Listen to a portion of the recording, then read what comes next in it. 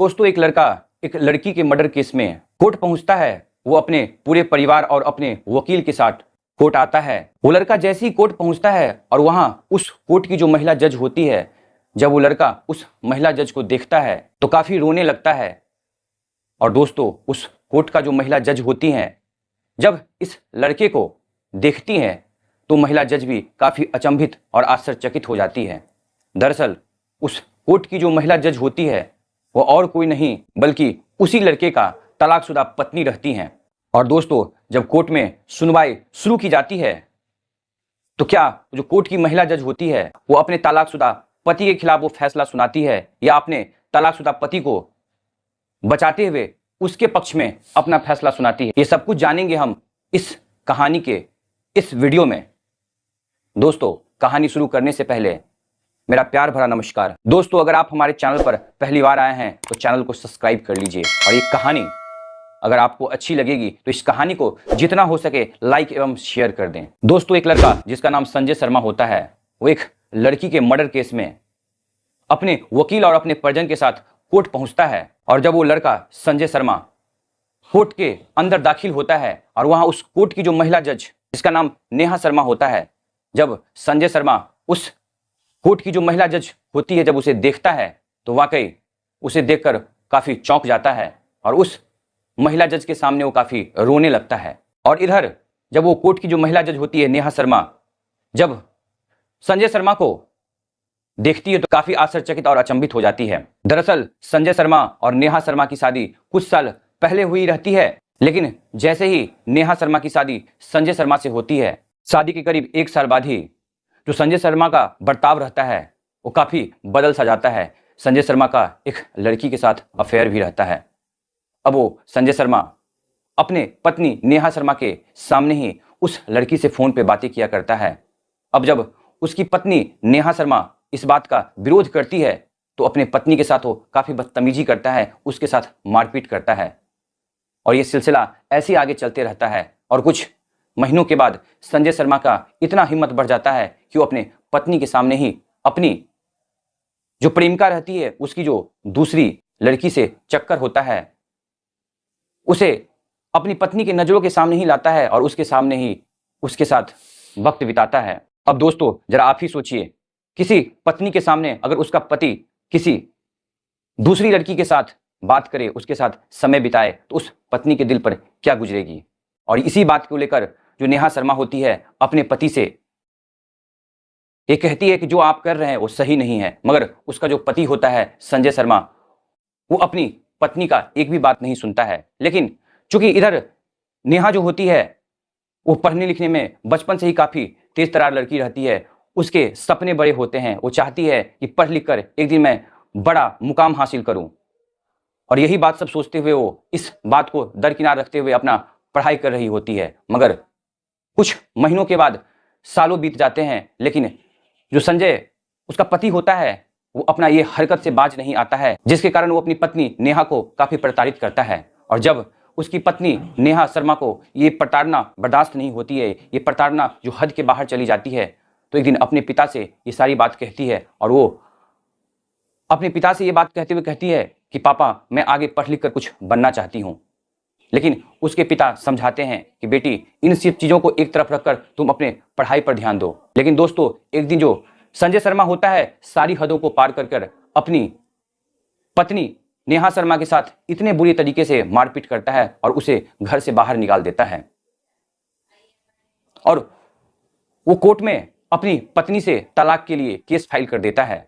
और इधर उसकी पत्नी नेहा शर्मा अपने पिता के घर पर जाकर वहीं रहने लगती है। और अगले 2-3 महीनों में जो तलाक का प्रोसेस होता है वो भी पूरा हो जाता है। अब संजय शर्मा अपनी पत्नी नेहा शर्मा से तलाक ले चुका था।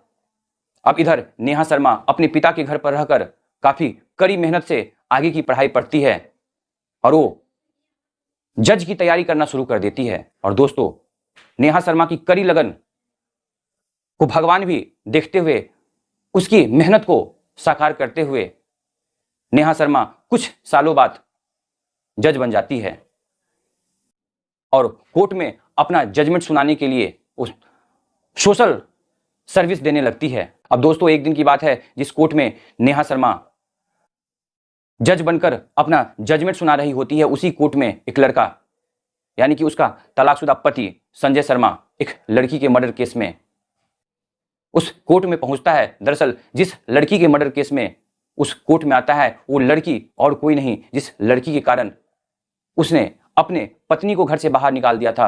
उस लड़की का नाम दोस्तों, इस लड़की से संजय शर्मा का अफेयर था, उसका नाम रोहिणी होता है। उसी रोहिणी का मर्डर केस में संजय शर्मा आज अपने तलाकशुदा पत्नी नेहा शर्मा के सामने उसी कोर्ट में मुजरिम बनकर खड़ा रहता है। अब जैसे ही संजय शर्मा कोर्ट में ये देखता है कि उस कोर्ट की जो महिला जज होती है वो और कोई नहीं बल्कि मेरी ही तलाकशुदा पत्नी है, और जब नेहा शर्मा भी ये देखती है कि मर्डर केस में जो मुजरिम मेरे नज़रों के सामने कटघरे में खड़ा है वो और कोई नहीं बल्कि उसी का वो तलाकशुदा पति संजय शर्मा होता है। अब दोनों पक्षों की जो है सुनवाई शुरू की जाती है। इधर उस लड़की का मर्डर उस होटल के कमरे में किया गया रहता है, उस रोहिणी का मर्डर उस वक्त किया गया रहता है जब संजय शर्मा उसे लेकर होटल गया रहता है, और कुछ चंद घंटों के लिए संजय शर्मा उस होटल से बाहर निकलकर अपना निजी काम करने के लिए बाहर गया रहता है। लेकिन जब वापस उस होटल के कमरे में लौटता है और देखता है तो वहां उस रोहिणी का डेड बॉडी उस कमरे में बेड पे पड़ी हुई रहती है, और सारा जो दोष है वो संजय शर्मा पर, उसके सर पर आ जाता है। अब जितने तरह के सबूत होते हैं, कोर्ट तो सबूत और कागजात मांगती है, और सारा सबूत और कागजात संजय शर्मा को, सारा सबूत और कागजात संजय शर्मा के खिलाफ होती है। अब संजय शर्मा के जो वकील होते हैं वो भी यही मानते हैं कि रोहिणी का मर्डर, उस लड़की का मर्डर इसी संजय शर्मा ने किया है। लेकिन संजय शर्मा अपना दोनों हाथ जोड़कर उस महिला जज, अपनी तलाकशुदा पत्नी के सामने में खड़ा रहकर ये बार बार कहता है कि मैंने उस लड़की को नहीं मारा है, मैंने उसका मर्डर नहीं किया है, मैं निर्दोष हूं, मुझे माफ कर दिया जाए। इधर जो महिला जज होती है नेहा शर्मा, वो कोर्ट में कहती है कि अभी इस सुनवाई की जो तारीख है उसे और आगे बढ़ाया जाए, ताकि जितने तरह के सबूत है वो सबूत को मैं एक बार जांच करवाना चाहती हूं, तब जाकर कोई ठोस फैसले पर पहुंचकर जो उचित कार्रवाई होगी वो कार्रवाई किया जाएगा।